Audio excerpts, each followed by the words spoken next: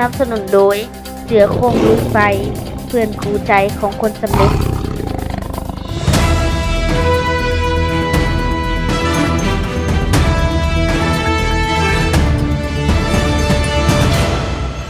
สบายดี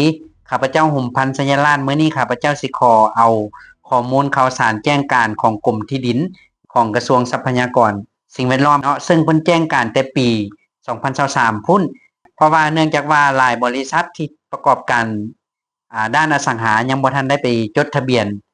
ขออนุญาตดำเนินธุรกิจด้านอสังหากับกรมที่ดินเมื่อก่อนหัน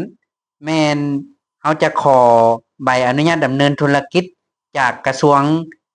การค้าและอุตสาหกรรมแล้วก็แม่นแล้วจากกรมทะเบียนของเพิ่นเนาะแต่ว่าเดี๋ยวนี้นอกจากที่ไปขอจากกรมทะเบียนของกระทรวงการค้าแล้วก็ต้องได้ไปขออนุญาตดำเนินธุรกิจจากกรมที่ดินของกระทรวงทรัพยากรสิ่งแวดล้อมหั่น4แขนงการที่เฮ็ดเกี่ยวกับอสังหาริมทรัพย์1ละแม่นบริษัทที่ทำการสำรวจออกแบบแผนที่ตาดินเนาะอันนี้เป็นการบริการที่1เฮ็ดเกี่ยวกับอสังหาจะต้องได้ไปขออนุญาตจากกรมที่ดิน2ละแม่นการบริการประเมินมูลค่าทรัพย์สินเนาะ3ละแม่นการบริการการลงทุนซื้อมาขายไปจัดสรรดินอันที่4การบริการซื้อขายอสังหาหรือว่าจะเป็นอินเวสเตอร์หั่นแหละเนาะซื้อดินมาราคาถูกแล้วก็ปล่อยขายหรือว่าซื้อมาแล้วปรับปรุงขายไปจังซี่นี่น่ะเนาะก็แม่นว่า4แขนงการนี้ถ้าบริษัทใดยังบ่ทันได้ไปขออนุญาตดำเนินธุรกิจนำทางกรมที่ดินก็ขอเชิญชวนเด้อ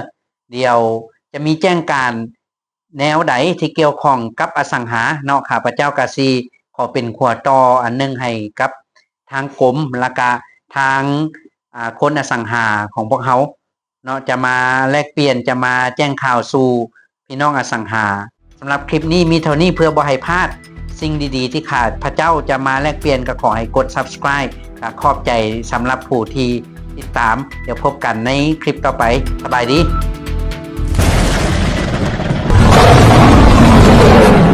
สนับสนุนโดยเสือโคร่งลอยไฟเพื่อนคู่ใจของคนสำเร็จ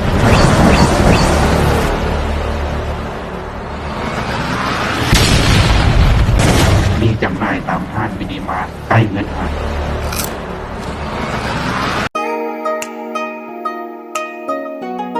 Rent by Property,